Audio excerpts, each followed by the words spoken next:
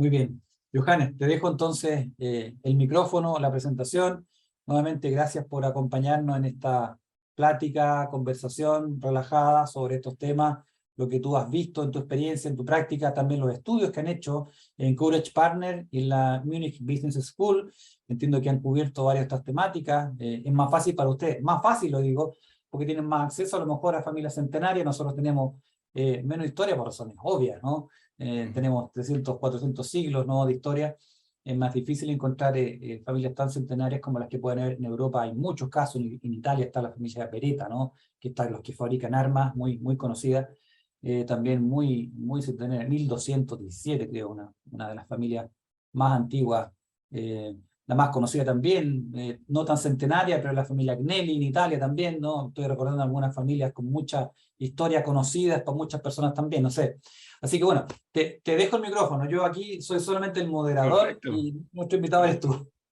No, más bien, Claudio, muchísimas gracias por tus amables palabras y por la invitación de hoy. Y qué gusto verte, qué gusto también verte, Felipe, mucho gusto. Y no, genial estar aquí. Siempre me alegro charlar de estos temas. Como Claudio dijo, tenemos larga historia en hacerlo juntos. Y creo que hoy no va a ser la excepción. Y no, más bien, muchas gracias por la invitación. Y yo creo que la intención sería ahorita, tal vez desde mi lado, dar un poco contexto y dar un par de ideas como puntos de partida sobre cuáles podemos conversar y discutir, y luego intercambiar criterios, y espero que lo podemos hacer también de una manera después interactiva con todos los que nos acompañan el día de hoy. Entonces, si me permiten, voy a compartir mi pantalla. Y sí, como Claudio dijo, desde mi lado traigo a la mesa un poco la experiencia, por un lado, sí, del mundo académico en Alemania, donde es verdad, sí, contamos con muchas empresas bastante antiguas. Vamos a charlar de algunos de ellos en un minuto.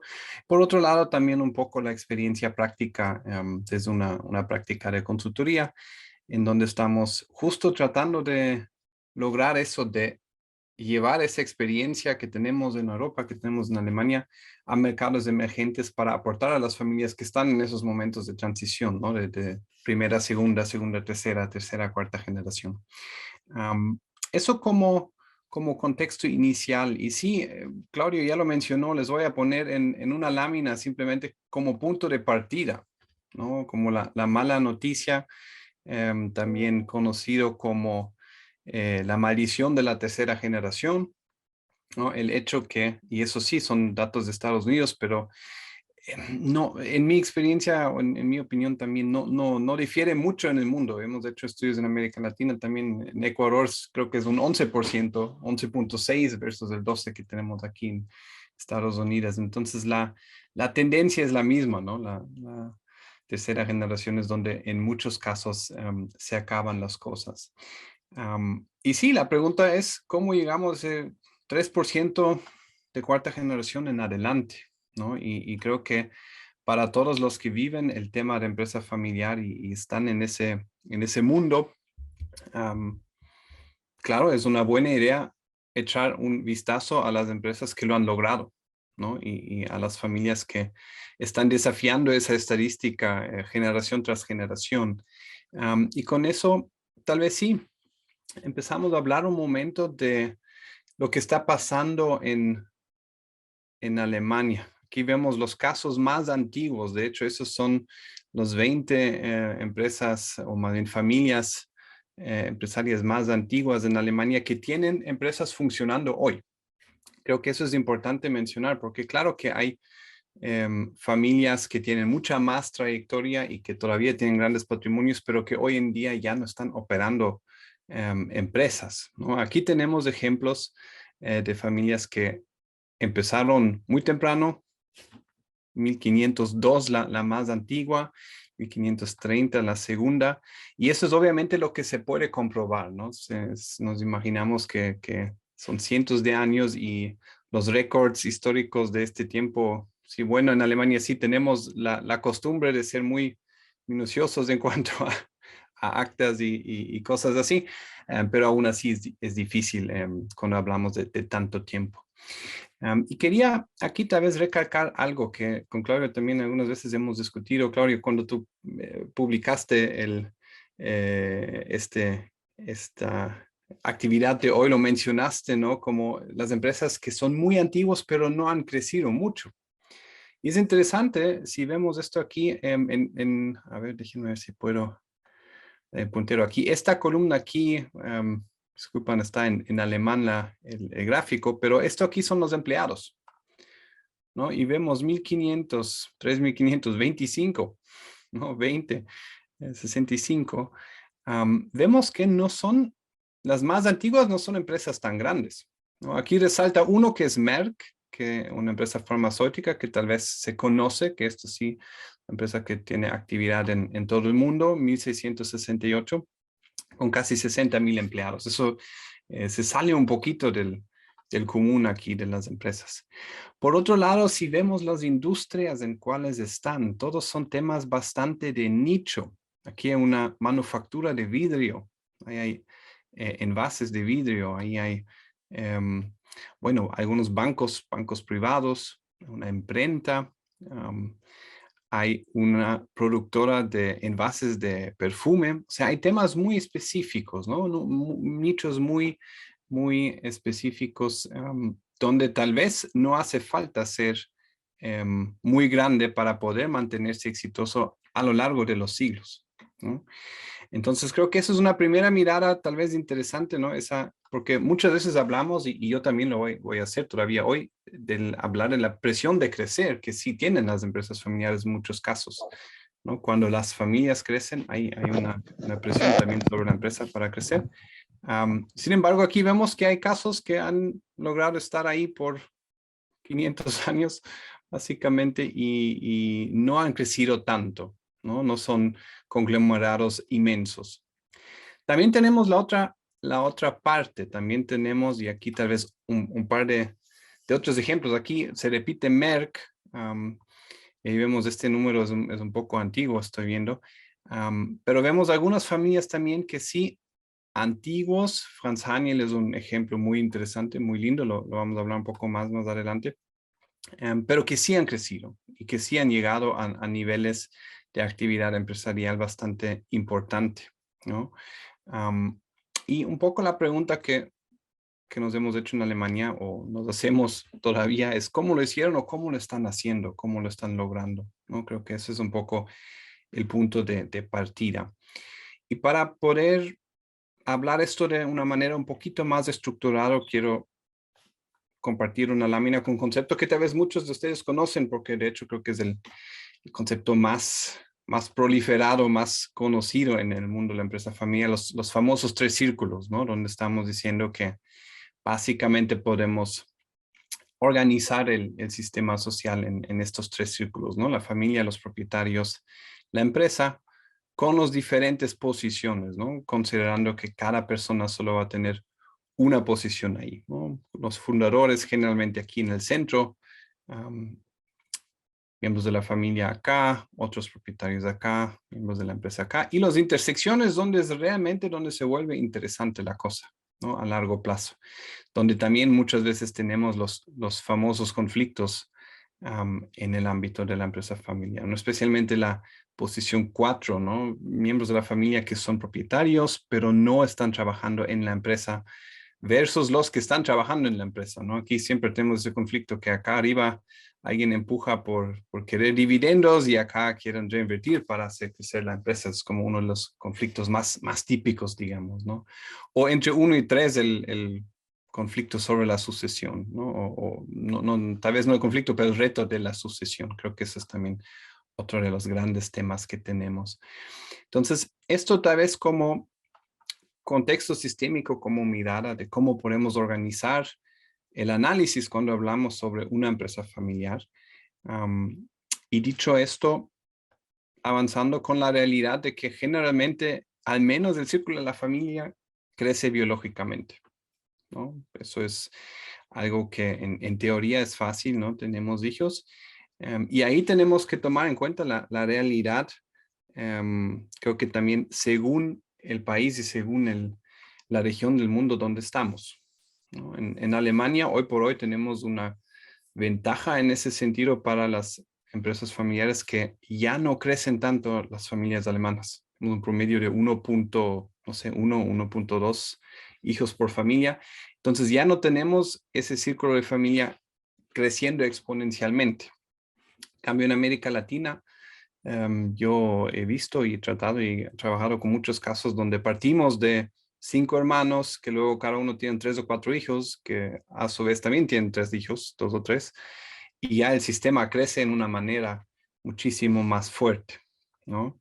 Y si vemos esto, ¿cuál es el reto? Que generalmente la intención es que mantenemos el nivel de patrimonio, ¿no? Quisiéramos que nuestros hijos están igual de bien o ojalá mejor que nosotros. Eso creo que como papás tenemos ese deseo. Entonces la consecuencia es esta, que en teoría al menos la empresa debería crecer al mismo ritmo que la familia, ¿no? Como idea básica en ese sentido.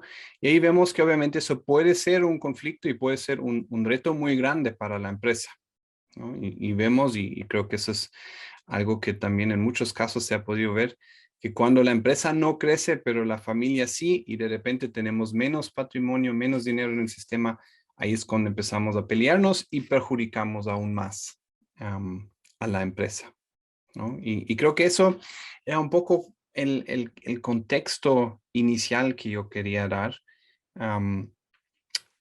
desde el cual yo quiero pasar a tal vez unas preguntas claves, ¿no? Que me gustaría mostrarles, darles unas pocas respuestas desde nuestra experiencia y luego tal vez sí, también discutirlas con Claudio, con Felipe y con quien más quiere participar dentro del foro. Y esto tal vez sí estructurado en los 3 círculos, ¿no? Empezando realmente este puntero, aquí arriba, ¿no? Por familia y propiedad. Si partimos de la idea que la familia es la que crece, por consecuencia, normalmente también crece nuestro círculo de propietarios, salvo que hacemos algo para que no sea así, ¿no? Pero generalmente nuestra familia, digamos, a lo largo de las generaciones sigue creciendo y normalmente, ¿qué pasa? Que heredamos a los hijos y por ende nuestro círculo de propietarios también crece, ¿no? Entonces, si tenemos estos 2 círculos con tendencia a expansión, nos surgen 2 preguntas importantes, ¿no? Por un lado, ¿cómo reducimos la complejidad creciente? Y ¿cómo tomamos decisiones buenas para el futuro? En ambos sistemas, en la familia y en el círculo de propietarios, ¿no? Que claro, no necesariamente son exactamente iguales, no necesariamente son exactamente las mismas personas, pero tenemos la misma tendencia de crecer normalmente, ¿no? Y creo que eso son 2 preguntas que tal vez suenan fáciles, pero que pueden resolver mucho. Y en nuestra experiencia, viendo las familias que han logrado mantenerse durante 5, 6, 7, a veces 10 generaciones o más, tienen estas 2 preguntas bien resueltas, ¿no? ¿Qué respuestas hemos encontrado? Una es mantener la familia y más que nada el círculo de accionistas pequeño. ¿Cómo se ha hecho eso? La manera antigua de eso fue una regla que en Europa tuvimos por mucho tiempo y que algunas familias todavía lo siguen, que es que el primogénito hereda todo, ¿no? El hijo mayor hereda todo y tendrá en su responsabilidad compensar a sus hermanos, pero el hijo mayor hereda toda la propiedad. La consecuencia obviamente es que me reduzco la complejidad completamente porque ya sigo básicamente con un dueño único, ¿no? Y eso es un sistema que yo creo que ha funcionado, no sé si bien o mal, pero ha funcionado durante siglos. No quiero decir que eso es la mejor idea, porque siendo honesto, tampoco es que siempre el primogénito es el con más talento o con más ganas de tomar esa responsabilidad.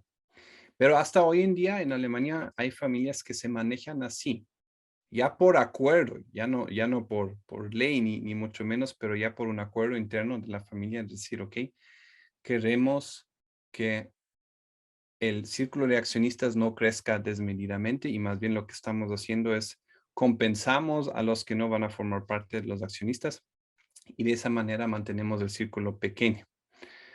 Que eso obviamente también puede ser un problema para la empresa porque de algún lado tiene que salir la liquidez para pagar a estas personas. Es otra parte de ese problema. Claro, si la familia no crece mucho porque no tenemos muchos hijos, también nos ayuda a reducir la complejidad, pero a la vez nos trae problemas también, porque si no tenemos sucesor o sucesores, igual se nos acaba la empresa familiar, ¿no? Entonces yo creo que eso es tal vez la manera antigua de hacerlo. Como les digo, todavía hay familias que se manejan así. Pero creo que más, con más futuro veo aquí la segunda respuesta, que es realmente implementar estructuras de gobierno profesionales para la familia y también para la propiedad, ¿no? Y eso sería una discusión que creo que se nos iría de largo en este espacio aquí. Eso podemos a detalle conversar en el curso, por ejemplo. Pero sí, para mí necesitamos un órgano de gobierno fuerte, funcional en la familia. Muchas veces esto se llama consejo de familia. Y necesitamos un órgano igual para la propiedad, ¿no? Que puede ser la junta de accionistas, el Shareholders Council, como lo llamemos. La verdad me da bastante igual. Lo que necesitamos es que tenemos una estructura que funciona, donde podemos sentarnos de manera profesional, hablar los temas que hay que hablar y tomar las decisiones que hay que tomar. Y si vemos las familias que han crecido, más que nada los que se han hecho grandes en el tiempo, en ambos, familia y empresa, tienen gobiernos muy bien estructurados, ¿no? Y saben cómo funcionan y entienden también cuál es su rol dentro de ahí. Eso me lleva a la tercera respuesta aquí, que es algo que sí me gustaría luego la perspectiva de Felipe, escucharle, que es justo preparar a las futuras generaciones no solo para gerenciar la empresa, pero también para estos roles en estas estructuras de gobierno, ¿no? Que son no necesariamente exactamente las mismas competencias ni la misma experiencia, ¿no? Puedo ser un magnífico gerente general, pero puedo ser muy malo en manejarme emocionalmente en un consejo de familia, ¿no? O puedo también ser un muy buen accionista, con una muy buena perspectiva de accionista, sin ser un excelente gerente, ¿no? Entonces, un poco la idea aquí es que dentro de un sistema de una familia antigua, que crece, necesitamos preparar a las futuras generaciones para estos diferentes roles dentro del sistema, ¿no? Que pueden ser roles operativos dentro de la empresa o las empresas, pero también roles en el gobierno, ambos de la familia y de la propiedad. Y para cerrar esta idea aquí, vamos a la otra perspectiva, la de la empresa, donde aquí tenemos más bien la pregunta del cómo y por dónde crecemos o podemos crecer, ¿no? Porque sí, en muchos casos tenemos presión de crecimiento.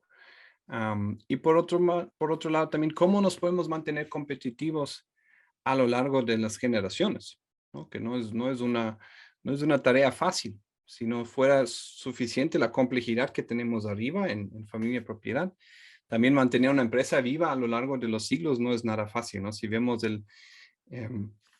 el promedio de tiempo que existen las empresas en el Fortune 500, no sé si, Claudio, corrígeme, serán 20 años ahorita. Antes tal vez eran 50, pero cada vez es menos. No, es Entonces, menos. De hecho, salió un informe un par de años atrás, era mucho menos. Sí. y cada vez va a ser menos, ¿no? Al parecer. Entonces, aquí un poco respuestas que podríamos ofrecer o podríamos discutir. También tiene que ver con un gobierno profesional, especialmente cuando somos empresa familiar, tener un directorio fuerte con directores profesionales que también nos ayuden a que no se mete una dinámica familiar dentro de la discusión sobre la empresa es algo bastante recomendable y bastante bueno. Igual una estrategia clara y también enfocada en la innovación, ¿no? El entender que tenemos que continuamente renovarnos y que de hecho cada generación tiene que hacer su aporte, ¿no? Creo que eso es algo, si analizamos cómo han llegado esas empresas alemanas exitosas por siglos hasta donde están ahorita, es porque cada generación ha tenido un aporte positivo con algo nuevo generalmente, ¿no? No solo hacer lo mismo que hicieron mis abuelos, pero sí, innovar, proponer algo nuevo y de esa manera aportar a la renovación de mi oferta de valor hacia el mercado, ¿no? Y tercer punto aquí, sí, aprovechar justo eso, aprovechar el talento de las próximas generaciones. Lo puse en paréntesis a través del emprendimiento, porque puede ser que es dentro de la misma empresa o puede ser que son cosas nuevas, que tal vez empiezan algo nuevo, algo en áreas adyacentes, algo que luego puede aportar a la empresa principal, o incluso haciendo algo nuevo que sea el futuro cuando ya dejamos de hacer lo que hicimos, ¿no? Entonces, eso así como conceptualmente mis aportes a la discusión que espero que tengamos en unos minutitos. Y tal vez para cerrar quiero mostrarles un ejemplo. Hablé de la familia Haniel y veamos esto. Esto aquí es de hecho del reporte de gobierno de ellos mismos, solo traducido al español, un poco la estructura de gobierno. Y lo que quería resaltar aquí es lo siguiente, ellos son hoy por hoy alrededor de 720 accionistas, ¿ya? De la familia. Familiares serán seguro muchos más todavía, pero 720 accionistas. Entonces, eso ya es un grupo de personas que no se puede así nomás poner de acuerdo, ¿no? Eso ya necesita una estructura democrática. Entonces, tienen muy bien organizado eso. Se reúnen una vez al año en junta de accionistas con los 720. Tienen un consejo asesor con hasta 30 miembros que son elegidos por esto. Y también tienen miembros de la familia que son elegidos que les representan en el directorio de las empresas, ¿no? Aquí están 12 miembros. Ahí también por la legislación alemana hay representantes de los trabajadores, que es la ley alemana en ese sentido así. Pero aquí siempre está un miembro de la familia presidiendo y está organizado de una manera muy profesional, ¿no? Y el gobierno corporativo del grupo de la empresa, ¿no? Y abajo de esto hay un consejo de gestión del holding y abajo de eso tienen sus empresas operativas, entre comillas. Lo que ellos han decidido hace años atrás es que ningún miembro de la familia entra a trabajar operativamente en sus negocios. Es decir, se manejan aquí arriba como dueños muy profesionales, casi como un fondo de inversión el día de hoy, ¿no? Pero se acuerdan, dijimos, ellos empezaron en 1756, entonces tiene una larga historia y tal vez eso como para cerrar la idea en conjunto con lo que mencioné antes, el tema de qué se hace a lo largo del tiempo. Y aquí vemos, lo voy a abrir rápidamente, vemos un poco cómo ha cambiado el giro de ellos a lo largo de los siglos, ¿no? Empezaron en comercio, agricultura, luego se metieron en metal, logística, minería y comercio de carbón. De hecho, dominaron el tema de carbón en Europa por mucho tiempo, en el siglo XX. También eran muy fuertes en la producción de máquinas de vapor, ¿no? Revolución industrial, con eso empezaron a construir barcos, a hacer comercio con China, la propia línea marítima. Luego, después de la Segunda Guerra Mundial, se metieron en materiales de construcción, ¿no? Muy buen negocio en ese tiempo, ¿no? Hubo que reconstruir todo un continente. Después, en los 60, en electrodomésticos, farmacéuticos, y hoy en día sí llevan un portafolio bastante diversificado, hoy en día, ¿no? Hoy sí, como les digo, aquí arriba ya estamos casi están manejándose como un fondo de inversión. Aquí, en todos estos saltos, hubo injerencia directa de los emprendedores de la familia de alguna manera, ¿no? Y se ve que claramente ellos han tenido una muy buen olfato de las oportunidades en su tiempo, ¿no? Y creo que eso es, en ese sentido, de lo que conversamos hace un momento, aquí el aprovechar el talento de la próxima generación para renovarse para mantenerse competitivo, creo que es un muy buen ejemplo de cómo se puede hacer, ¿no? Claro que esto es también un ejemplo de una familia que ha crecido mucho, ¿no? Y que para mantener estos 720 accionistas sí necesita un portafolio de empresas, no solo basta una, necesita un portafolio, que es un poco otro modelo, ¿no? Versus lo que conversamos al inicio, de tal vez aquí la pequeña manufactura especializada que con 25 empleados ya tiene más de 400 años y se mantiene en su nicho, ¿no? Entonces creo que esos son un poco los dos polos que podríamos tener en esta discusión. Y sí, eso era lo que quería compartir con ustedes. Sí, muy interesante, Johannes. Yo creo que eh, tratar de equilibrar el crecimiento en el tiempo no es algo que sea sencillo, sobre todo Ujú, eh, los cambios en las costumbres, en la industria, ¿no? Si una empresa parte haciendo, tal caso está la familia que muy interesante que son los que también es de diversificación, ¿ah? Playmobil, ¿no? Que lo hemos ujú, conversado alguna vez, ¿no? Que partieron haciendo cosas de metal, después cosas, qué sé yo, se acabó ese negocio, en fin, figuras plásticas, ¿no? Después vino la crisis del plástico, qué sé yo. Hoy día tienen, bueno, diversificado el negocio entre parques de entretención y, bueno, obviamente las figuritas Playmobil que muchos a lo mejor conocen. Entonces, yo noté varias cosas, ¿no? Pero por una parte tú decías algo que es bien interesante, que la literatura de alguna forma también lo reafirma, ¿no? Tratar de, sí, para ser muy longevo hay que tratar de mantenerse más o menos pequeño y en su nicho, ¿no? Como en general la literatura va como un poco por ahí, en el sentido de que no son un Walmart, ¿no? Pensemos un Walmart en 200 años más, eso es imposible, digamos que siga en manos de la familia controladora hoy día, una cosa que puede ser, ¿no? Pero claramente entendemos que es muy difícil. Ahí, claro, tú tocabas el caso de Merck, ¿no?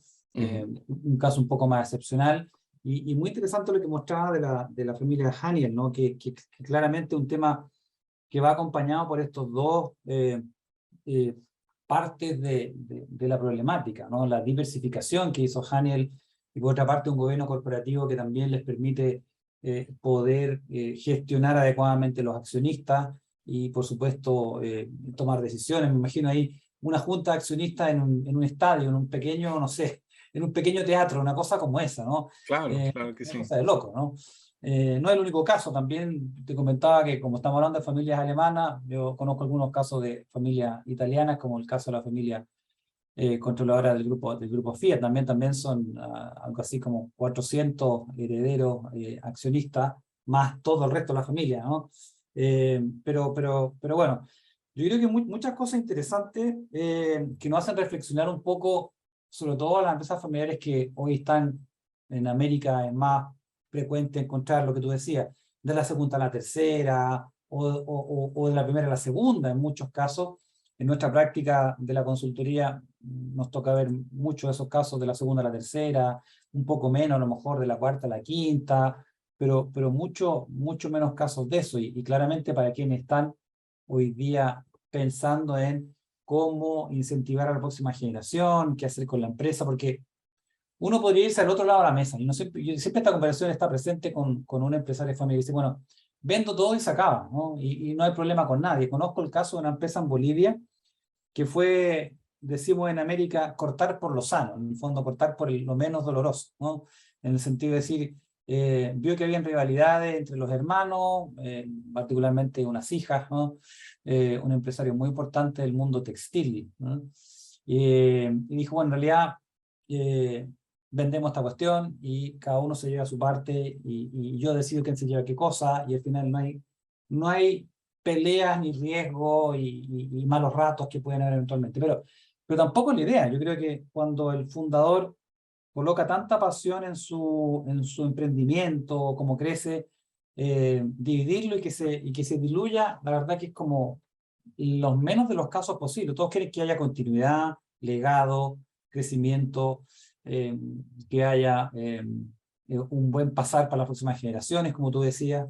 Por lo tanto, en ese aspecto, creo que hay montones de lecciones de estos dos como decía, polos, ¿no? Familias alemanas tradicionales pequeñas en general, que se mantienen muy de nicho, y el ejemplo de Haniel, que es una familia centenaria, pero que para poder llegar a la diversificación, claramente tiene que incentivar esto, no ha sido algo simple, pero también lo ha acompañado una estructura clásica de gobierno corporativo, tanto en la familia como en la empresa, que es muy importante para que esto ocurra, si no, de lo contrario, sería algo muy difícil. Pero aquí quería, no sé, también que nos contara un poco Felipe, ¿no?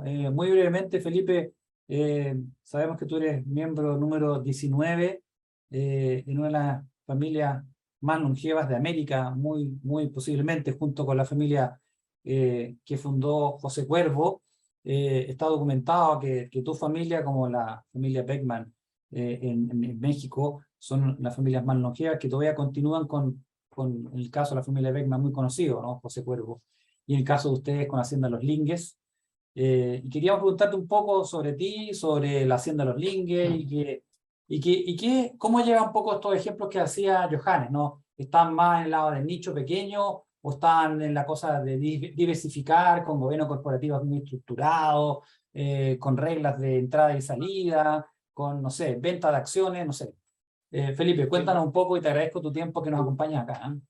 sí, Claudio. En primer lugar, muy buenas tardes a todos y gracias a ti por la invitación a esta conferencia, que es muy interesante. Darle la bienvenida a Johannes. No tenía la oportunidad de conocerlo, así que muy bueno todo lo que nos ha planteado en su presentación, realmente completo. Y un poco respondiendo a la pregunta, partir por la historia de los Lingues. La Hacienda de los Lingues, como lo dice la palabra, esto es una tradición familiar de más de 400 años, partió en el siglo XVI.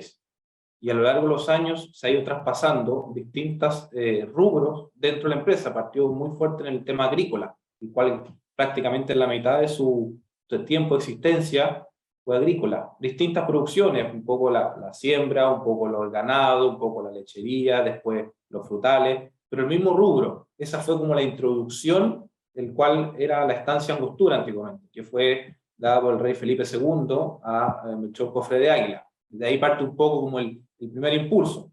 Ya un poco volviendo hacia adelante, con el tiempo ha ido cambiando un poco y en el año aproximado entre 80 y 83 ya fuertemente la casona principal se abrió al público para desarrollar el área de turismo, que eso es lo que ha sido los últimos años de la mano con otras áreas, inversiones, inmobiliarias y otro tipo de acciones, pero un poco la historia es esa, la historia familiar de nosotros es seguir con esto. Fuimos pioneros en el Valle de Colchagua con el turismo. Cuando partió esto, el turismo en Chile no había, el Valle de Colchagua no existía, que es un lugar, Johannes, cercano a Santiago, donde se desarrollan muy buenos vinos, muy buenas vitivinícolas, y eso antiguamente no había. Todo lo que es turismo también, para ir a ver a las viñas, ir a ver estas casonas antiguas, no existían. Y eso fueron nosotros los pioneros en hacer esto. Entonces, por un lado, es muy desafiante, muy entretenido, y irse adaptando a los tiempos. En el año 83 fue muy difícil, fueron, como digo, gente del turismo en Chile no había prácticamente, entonces fue muy difícil. Hoy en día, gracias a la innovación, a las herramientas tecnológicas, podemos tener acceso a la información, acceso a la conexión con distintas partes del mundo, pero un poco eso, es siempre la meta de ir superando todos los obstáculos que pone un poco la actualidad, no tanto al interior de la empresa, sino que el exterior, distintos sucesos que pasan, muy desafiante y muy entretenido, sobre todo a mí, yo soy una de las últimas generaciones que ya está dentro del área operativa y pertenece al directorio de Hacienda Bolivia. Sí, muy interesante porque para los que no conocen Hacienda Los Lingues, bueno, es un hotel boutique en que uno tiene la Así es. posibilidad de correr la historia de Chile prácticamente en las distintas habitaciones, que entiendo que son algo así como 19, 20 Sí, habitaciones. son, Claudio, son 14 habitaciones 14. con dos salones que son ambientados a la época. Esto es introducirse, esto ya un poco ya más de tema del hotel. Uno cuando viene al hotel, la idea es que el huésped o el pasajero se introduzca 200 años atrás, que esté dentro de la colonia en Chile. Uno va al salón amarillo, al salón rojo, y sienta que en verdad no está en Chile ni tampoco, o sea, ni tampoco está en el 2022, está en el año 1800. Esa es un poco como el producto que tiene que esa persona apreciar. y tiene la posibilidad, por ejemplo, en la pieza de don José Gregorio Argomeo, que fue el secretario de la primera Junta de Gobierno, que pueda hospedarse en esa habitación, que pueda ver el mueble que usó él, un escritorio que tenía él, y poder darle uso, no poder mirarlo, sino que también introducirse en la historia. Por ejemplo, ir a la capilla, ir a ver el Cristo de marfil, una serie de apreciaciones que uno puede obtener viniendo a Hacienda Los Linges, incluso por el día, o puede que hospedarse, tenemos el restaurante, y la idea es esa, que al público en general se introduzca en la historia que ha sido de generación en generación, y tenemos la suerte de nosotros poder darle a compartir ya desde hace varios años la historia. Es realmente en ese sentido muy bueno para la gente que quiera conocer esto, que le interese la historia de Chile, porque esto va de la mano también con la historia. No solamente la historia de nosotros, sino que distintos sucesos, las habitaciones tienen cada nombre orientado específicamente, por ejemplo, al Conde de la Conquista, que fue Mateo Torres Zambrano. Entonces, tiene cada parte de la casa, de la casona, el parque, todo tiene una historia y una razón de sí. Es parte de lo que se busca hacer.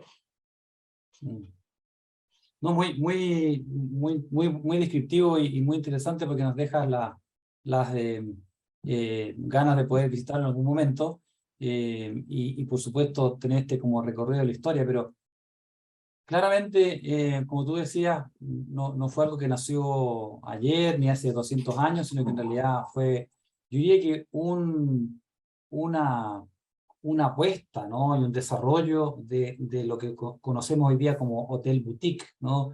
Sí. Y no existía, como tú decías, hace 50 años atrás, y la verdad que tampoco Chile tenía una estructura turística que soportara ese tipo de visitas, porque obviamente tiene una lógica de negocio que es muy distinta a lo que hoy día conocemos como un hotel, con todo el desarrollo que tiene y la tecnología que tiene hoy día, pero claramente el pasajero que va ahí busca otras cosas. Pero también queríamos a lo mejor llevarte en el ámbito más familiar, y saber un poco cómo ha sido tu incorporación a la empresa familiar. ¿Ha sido más bien guiado? ¿Ha sido por el deseo? No sé, a lo mejor algo con tus primos, o el trabajo con tu tío. Cuéntanos un poco cómo ha sido esa incorporación de las generaciones en Hacienda Los Linges. A lo mejor Sí, mira, interesante. un poco, Claudio, respondiendo a la pregunta de Johannes, que me hizo a la mitad de su presentación el diagrama, esa para mi gusto una parte muy esencial, que es desafiar la estadística. Nosotros constantemente, cuando nos juntamos con empresas familiares, tienen sesgado el tema de que son 3 generaciones y que después de la tercera no la pasan. Esa es la realidad de muchas empresas, y nosotros conversamos con ellos y tratamos de impulsar lo que esto no son 3 generaciones, la estadística hay que romperla. Muchas empresas están cada día aumentando más sus generaciones, y todo está en cómo uno desarrolle el proceso y cómo uno lo impulse. Muy importante eso, la innovación, tratar de que esa persona no se integre cuando tenga 50 años o 45 años. La idea es que esa persona parta de, si le interesa, con la motivación, que esa persona se integre de joven, no que tomen la rienda del negocio de joven, con 15 años, no, pero sí, si le gusta el área agrícola, o le gusta el área inmobiliaria, o le gusta el área de los negocios, o el área hotelera, que es el tema que estamos viendo, que parta desde joven un poco escuchando, integrándose a los grupos de trabajo, que vaya un día a conversar con el encargado, un poco que él se introduzca en los años, y que después, si él decide estar preparado, y el directorio en este caso, la familia, bueno, él se verá cómo se integra, pero es un proceso, no es un tiempo de 1 año o 2 años después de estar egresado. Obviamente es muy importante la profesionalidad en el trabajo, porque es lo que exige el rubro, pero es así. Yo por mi parte tengo que contar que tuve la suerte de partir desde muy joven. Yo nací, fui criado en Hacienda Los Linges, tuve la suerte de vivir toda mi infancia y estar trabajando hoy aquí. Y es así, yo de chico partí, siempre me gustó esto, y he tenido la idea y la noción de impulsar y actualizar muchas cosas, porque hoy en día trabajan en el área operativa 3 generaciones, entre comillas sería abuelo, hijo y nieto. Y es muy difícil porque son distintas edades. Una persona tiene 93 años, otra tiene 60 y otra tiene 25. Entonces, es muy difícil en ese sentido a veces cuadrar, pero todo está en la disponibilidad de uno y impulsar el mismo objetivo, llevar adelante haciendo los links y que siga generación tras generación y no pensar nunca en que va a tener una fecha de término haciendo los links. Ni la empresa familiar, porque hoy en día son distintas áreas de negocio y cada área tiene un grupo de trabajo y hay un representante de cada familia dentro de. Además de eso, el consejo familiar, lo dijo Johannes también, muy importante, el consejo familiar y el directorio operativo. Esas dos cosas son realmente relevantes porque una van a llevar un poco el control y otra van a llevar un poco el rumbo del trabajo, que impulse un poco esto y genere rendimiento y maximice los beneficios. Eso es muy importante. Y lo otro que tenía Johannes aquí, que lo dejé anotado, es la diversificación. Es muy importante eso porque la misma familia no se centre solamente en un negocio o en un rubro. Si hay posibilidad de expandirse, diversificar, es lo más importante para que una empresa siga creciendo, porque puede ser que el día de mañana el rubro que ha llevado mucho tiempo, como lo fue la agrícola hace 100 años atrás, hoy en día la agrícola no va a maximizar tanto como una empresa inversionista o una inmobiliaria, que es lo que hemos desarrollado también en estos últimos años. Eso es muy importante también, Johannes, muy bien en ese sentido, con el diagrama muy claro. Sí, ahí Claudio, sí, si me adelante. permites, quisiera hacerle Sí. una pregunta a Felipe y muchas gracias por tus comentarios, Felipe, pero ¿cuántas personas son hoy por hoy en su familia? ¿En mi familia que trabaja o la familia en general? Tal vez los dos números, ¿cuántos trabajan y cuántos son en total? Ya, perfecto. Nosotros en familia, las 3 generaciones, abuelos, hijos y nietos, somos 9, no más de 17 personas. Ok, ya, perfecto. Familia directa. Claro. Y en lo que es trabajar dentro de la empresa, el consejo familiar, somos aproximadamente 9 personas en distintas áreas. Ok, claro. Ahí sí es como que es un número que todavía de alguna forma es manejable, ¿no? Sí, sí. Tal También vez, Claudio lo dijo, un poco el nicho, en el sentido de claro, que tratar de llevar el control de la empresa y que no se nos vaya a las manos. tal vez un punto que me vino a la cabeza cuando tú hablabas, Felipe, y creo que eso es algo que tenemos en muchas de esas familias centenarias, llamémosles así, ¿no? Que es el tema de que este nicho mismo a la vez también se convierte de alguna forma en identidad de la familia. ¿No? O sea, se identifican muy fuertemente y como tú lo describes, ¿no? En tu propio caso, naciste ahí, creciste ahí, te gusta, estás trabajando ahí, como que ya se vuelve parte de la identidad de los miembros de la familia misma, ¿no? Creo que eso también es un ángulo bastante interesante en esa discusión, ¿no? De esa identificación con lo que estoy haciendo y eso creo que también tiene mucho que ver con el interés de mantenerlo vivo, ¿no? Si hay esa identificación fuerte y esos valores, también aporta a que haya una próxima generación que quiera seguir. Creo que es un Sí, punto importante también. sí, muy importante, Johannes, pero vuelvo a lo mismo, es importante eso, pero que también esa persona que quiera entrar o que quiera hacer la sucesión tenga la motivación y el interés de hacerlo. Muy importante eso, porque muchas veces De pasa acuerdo. incluso en textos, muchos libros que yo he leído sobre esta sucesión efectiva, en el cual el patriarca o el padre impulsa mucho al hijo, pero a veces el hijo no tiene la capacidad o el interés de esa área. A lo mejor otra área de la empresa y no tanto como gerente general, como decías tú, a lo mejor él es muy buen gerente, pero no tiene el carácter o no tiene las habilidades para poder enfrentarse o resolver los problemas con la familia. Entonces, hay que saber también dónde girar los mecanismos y dónde poner las distintas partes de la persona en la empresa. O sea, por más que sea el hijo a veces, si esa persona no puede cumplir el rol, tiene que buscar otro mecanismo dentro de la empresa que forme parte de, pero también buscar que la empresa maximice los beneficios. Sí, yo voy a comentar algo interesante. Bueno, quiero también abrir el micrófono a los que nos acompañan hoy día, que no sea una conversación nuestra, relajado, tranquilo, ¿no? Alguna pregunta a Johannes, a Felipe o a mí, que ustedes quieran solamente abrir su micrófono o la escriben por chat. También vamos a mandar la presentación que nos mande Johannes, por supuesto, a quienes están inscritos. Pero me acordaba de un tema, Johannes. Me tocó terminar una investigación hace un par de meses, estamos en proceso de revisión hoy día, de comparar dos grupos familiares, uno de origen musulmán y uno de origen católico cristiano, ¿no? Cristiano católico. Y había más similitud, ¿eh? Y uno de los temas era lo que tú decías, que había una cierta lógica, ¿no?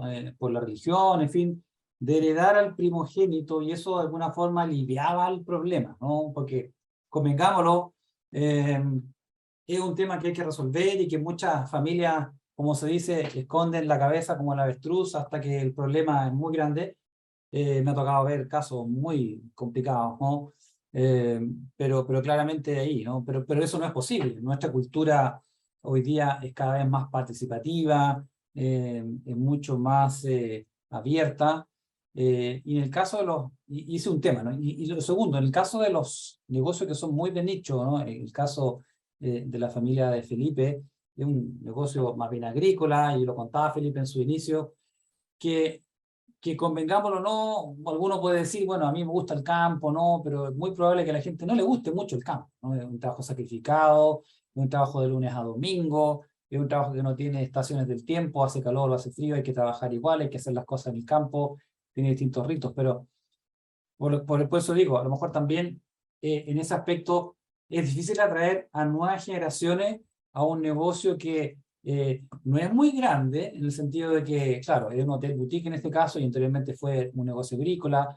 Entiendo también que en algún momento, varios años atrás, fue crianza de caballos fina sangre, en algún momento. Entonces, bueno, temas muy específicos, ¿no? La verdad que vemos temas muy, muy específicos en la evolución que ha tenido, seguramente haciendo los links desde los primeros años hasta hoy día.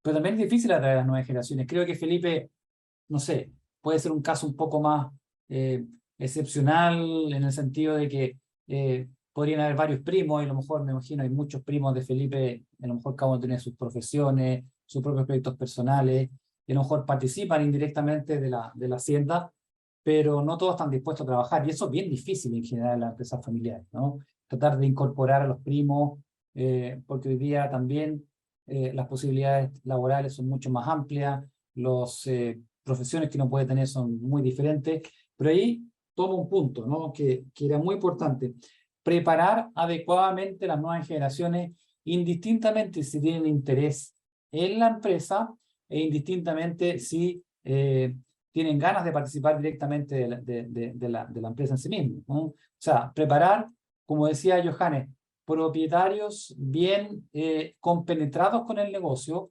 que ayuden a tomar decisiones de largo plazo, y que los que quieren estar libremente están, y los que no, bueno, estamos fuera, pero apoyamos, ¿no? Ayudamos, nos enteramos de los temas, no sé, buscamos a lo mejor nuevas formas de hacer negocio en el sector turístico, hotelero, no sé, colocamos la hacienda de los links en otros mercados diferentes, en fin, una serie de temas relacionados con eso.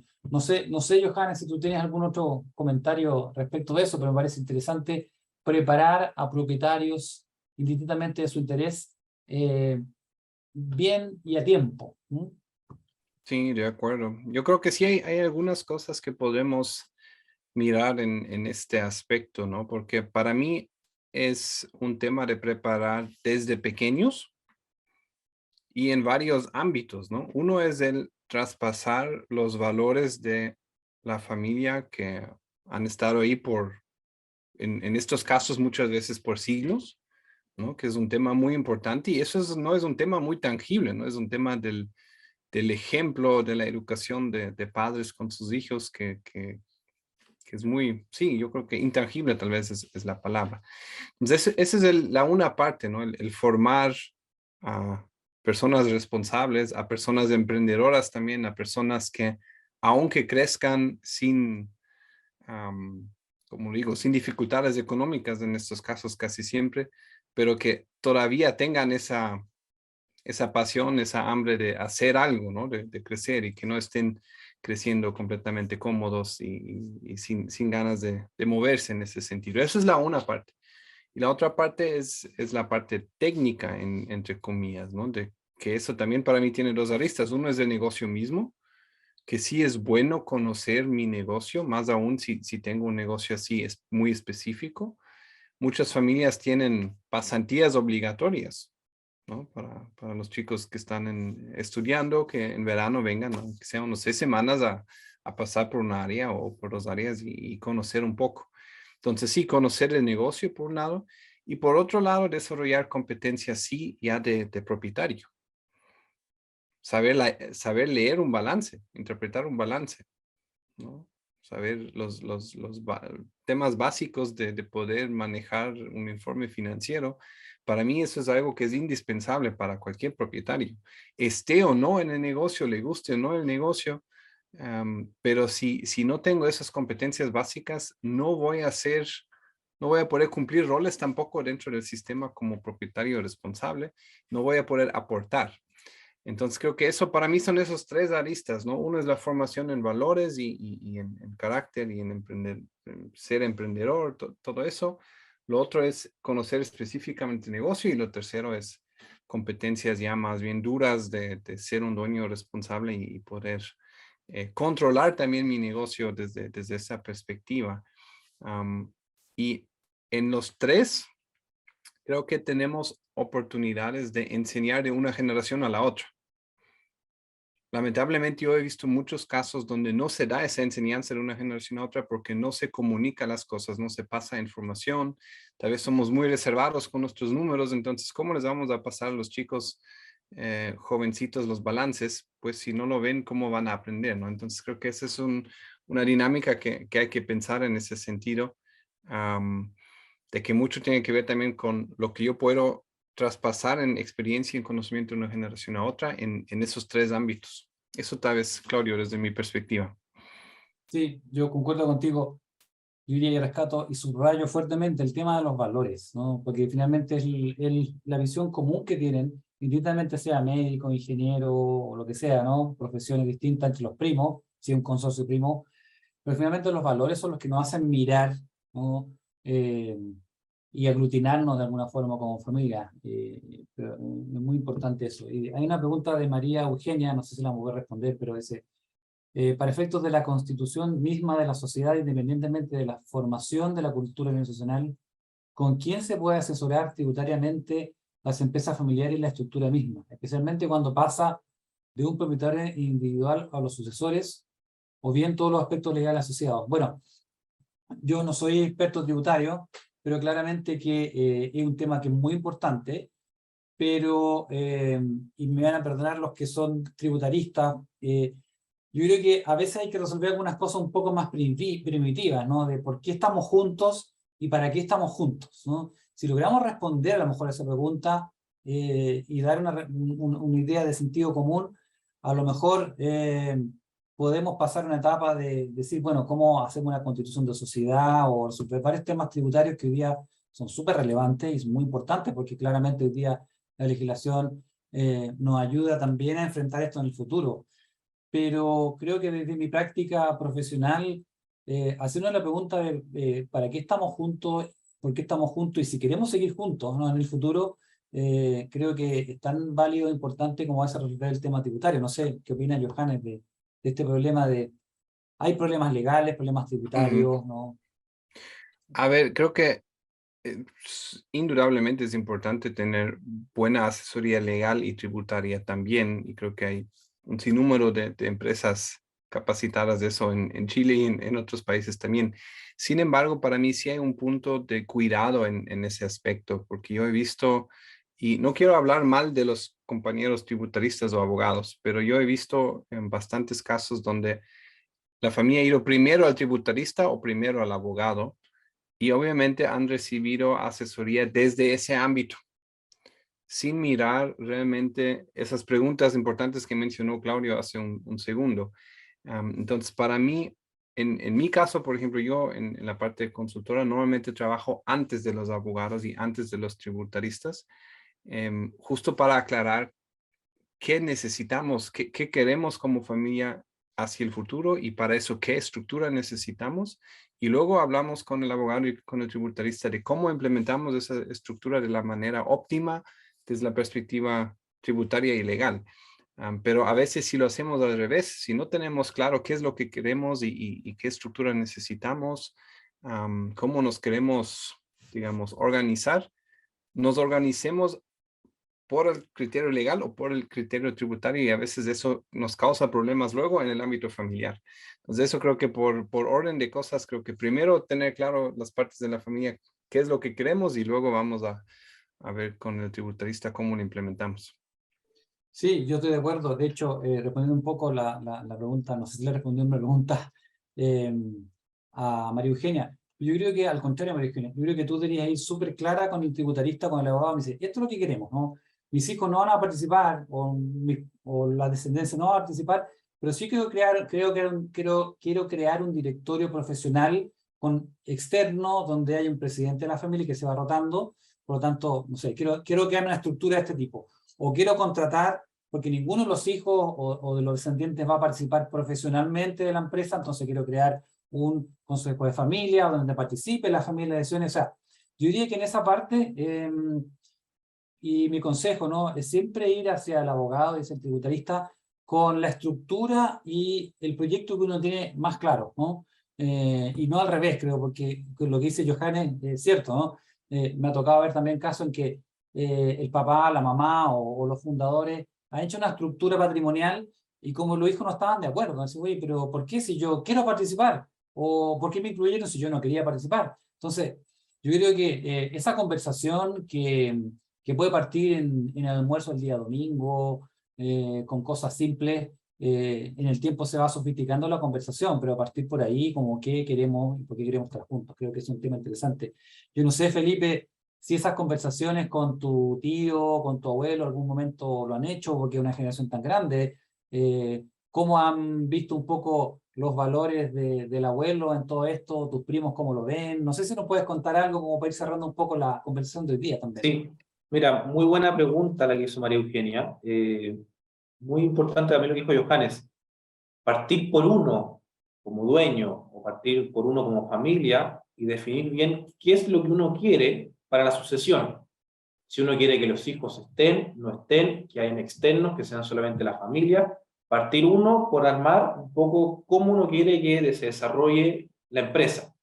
Y si la familia está o no está, eso es lo más importante, para que después el grupo asesor, sea abogado o sea consultor, les dé las herramientas necesarias, pero es muy importante de que uno personalmente tenga muy claro. En mi caso personal, nosotros tuvimos la suerte de que nos organizamos de una manera súper familiar inicialmente y después traspasamos todas esas ideas o esos planes a una persona experta que se dedicara a hacer tal y tal cosa. Nosotros lo quisiéramos hacer de tal y tal manera, con distintos socios, distintos porcentajes, otras partes, otra inversión de otra manera, pero un poco nosotros tratando de impulsar hacia adelante y no el asesor que nos trate, entre comillas, de decir un poco la manera en lo que hay que hacer si nosotros no estamos de acuerdo.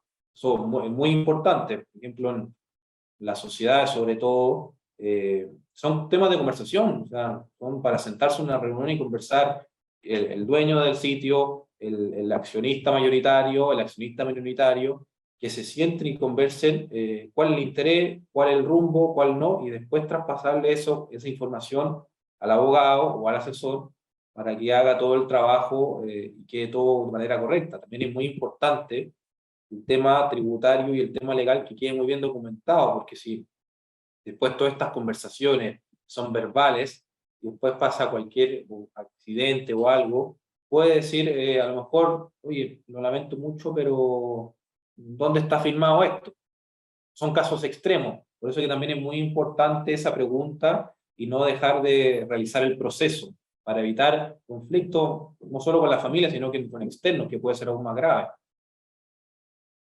No sé si responde Claudio un poco Sí. la... No, no, absolutamente. Yo creo que un gran tema, ¿no? Eh, bueno, queremos ir cerrando la sesión de hoy día. Teníamos pensado una hora. No sé si Johannes está en Ecuador o en Alemania. Siempre tengo la duda, ¿no? Por Ahorita el horario, ¿no? En Alemania en este momento, así que Ah, entonces, ya allá estaré aquí, pero son las quería 12. sí, las 12 son correcto, pero quería topar un tema todavía que antes tú mencionaste, Claudio, y me parece importante mencionarlo, volver a mencionarlo, que es el tema de lo que tú dijiste de vender el negocio como salida, ¿no? Que creo que hay que tener claro que hay dos opciones ¿no? Con esto. Uno, cuando la empresa no es muy grande y no estamos hablando de un patrimonio que perdure por generaciones, ¿qué va a pasar? Que se va a diluir rápidamente, ¿no? Y chao, y hasta ahí llegamos. Lo otro es cuando tenemos un patrimonio sí significativo que podría todavía mantener a generaciones por venir. Si yo vendo el negocio, básicamente lo que tengo es otro negocio, porque ese patrimonio hay que administrarlo y eso es otro giro de negocio, de hecho. Y si no estoy preparado para eso, si no sé quién lo va a hacer, cómo lo va a hacer, a veces el vender no me resuelve un problema o un conflicto, pero más bien lo agrava, porque en un momento que la plata es líquida, me puedo pelear aún más sobre qué voy a hacer y en qué invierto o quién se lleva qué. Entonces eso tal vez quería simplemente mencionar para complementar esa perspectiva, porque es cierto, a veces la venta puede parecer la mejor opción, pero hay que pensarlo muy bien qué significa, ¿no? Justo ahorita tengo un caso con una familia que ya varias veces ha tenido propuestas de vender, pero si se hace el análisis, si lo vendan por familia, por individuo, ya no es tanto dinero como para decir, ya no me preocupo. Mientras teniendo la empresa operativa sí rinde y sí da dividendos cada año. Entonces, es una pregunta que hay que pensarlo muy bien, más allá de la parte emocional también en esa perspectiva, ¿no? No, es un gran tema porque efectivamente si no logro administrar adecuadamente la empresa o no quiero profesionalizar o mis hijos no quieren entrar o bueno, todos los temas como para ahorrarse la problemática de la asociación y vendo, el administrar una oficina familiar o lo que se llama un family office es muchísimo más complejo por lejos que administrar la propia empresa porque en el fondo entra un sector que es de inversiones y lo más seguro es que yo tenga que contratar otro tipo de asesores y lo más seguro es que yo conozca mi negocio, mi sector industrial, no sé, la construcción, los servicios, mejor que cualquier otro asesor, por lo tanto, más bien me quedo ahí, ¿no? Y veo cómo administro la sucesión, que irme a un sector industrial que se llama inversiones, que son hoy día, como vemos, Correcto. tremendamente volátiles, ¿no? O sea, y súper riesgosas, la verdad, ¿no? Y a lo mejor no va a tener la capacidad de contratar a un asesor financiero de, no sé, UBS, ¿no? Que a lo mejor me va a reducir el riesgo para no perder mi inversión. Bueno, tienes razón, Johannes. A mí se me quedó un poco el tema de que, claro, vender siempre es una opción, pero claramente tiene unos bemoles en ambos lados que son muy complejos. Bueno, no quiero abusar del tiempo de Johannes porque Está sabemos bien. que ya es tarde. Quería solamente invitarlos a nuestro seminario que parte el día lunes, ¿no? Control y gestión de una empresa familiar, que ya lo hacemos por sexta versión.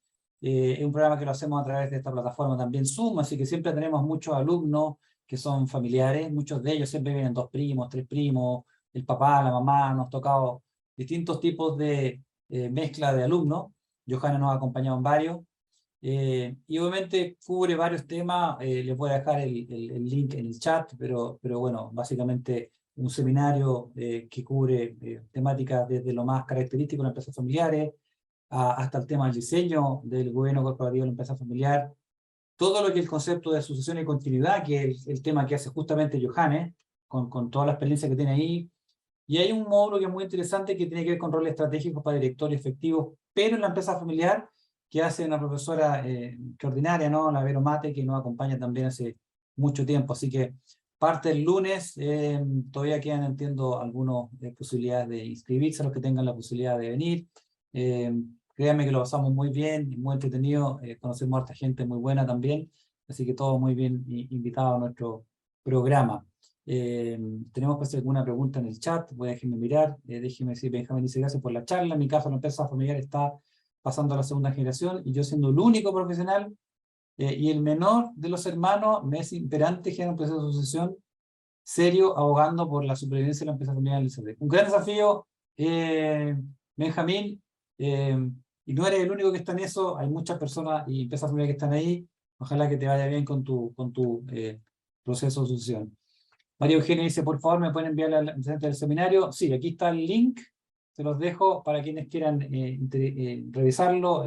Obviamente, con tiempo, tenemos todavía esta semana para ver este acceso. Así que Bueno, me envían su correo. Sí, parece que Johannes lo mandó. Ahí está el correo de María Eugenia, lo vamos a anotar también. Y Claudia Cerda se va a contactar contigo, María Eugenia, para cualquier efecto.